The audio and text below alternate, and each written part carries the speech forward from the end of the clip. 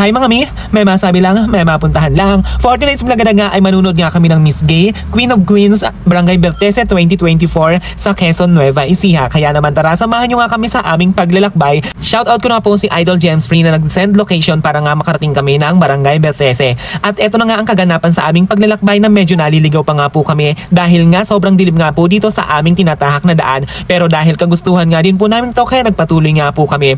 At ilang minuto pa nga ng aming paglalakbay ay natanaw na nga namin ang Aliaga exit, o diba? Opo, dito po kami nagdaan na talagang sobrang dilim at medyo natatakot na nga po kami. Ang akala nga po namin ay wala na kaming lalabasan dahil talagang sobrang dilim talaga at first time nga po namin makadaan dito. Pero dahil kailangan nga po namin makarating at makapanood nga po ng Miss Gay ay magpapatuloy nga po kami. At sa aming paglalakbay nga ay bibigyan nga kami ng isang malaking problema at pagsubok na kung saan nga naman talaga ay pipilitin naming makaalis dito dahil naplatan nga po kami. Opo, naplatan po kami at wala po kaming magawa kundi ang i-running flat ang aming sasakyan dahil wala po kaming mahihinga ng tulong at wala rin pong vulcanizing. Kung matatanong nyo nga po sa video na to ay talagang rough road pa nga po ang aming dinadaanan at sobrang dilim talaga guys. Medyo natatakot na nga kami dito pero kailangan talaga namin magpatuloy at makalabas nga po dito sa lugar na to.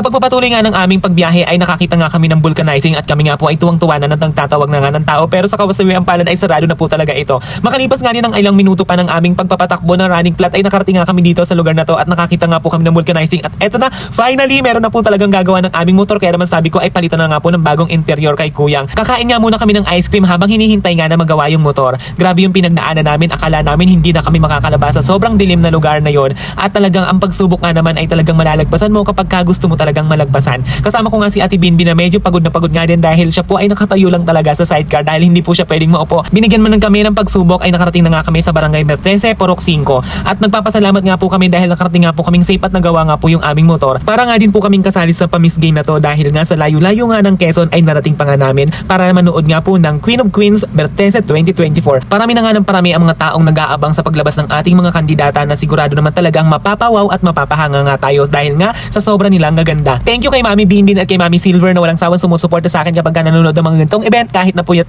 tayong umuwi ay nandyan kayo para suportahan ako. At sumunod nga sila Mami Gian, sila Mami Tanya, sila Mama Larry at si Mami Vincent na nandyan nga sa likod namin. Kaya naman guys, tara at manood na nga tayo ng Queen of Queens 2024 at shoutout nga po sa ating host for tonight's video. Kaya naman tara, manood na tayo guys.